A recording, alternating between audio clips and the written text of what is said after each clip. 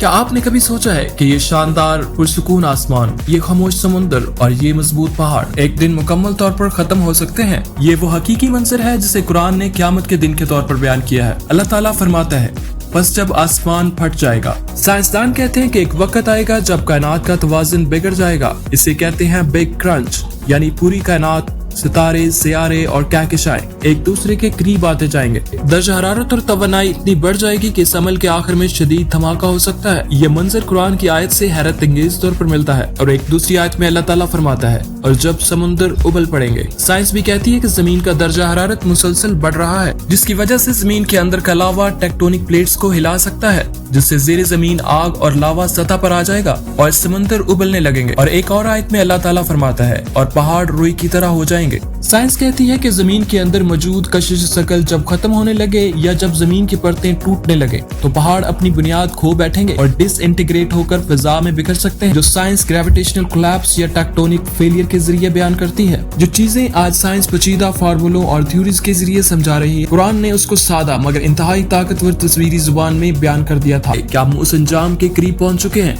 क्या ये सब कुछ हमारी जिंदगी में हो सकता है? अपनी राय का इजहार कमेंट्स में करें और ऐसी मजीद मालूमाती वीडियोस के लिए हमारा चैनल AR Mind Stream जरूर सब्सक्राइब कीजिए।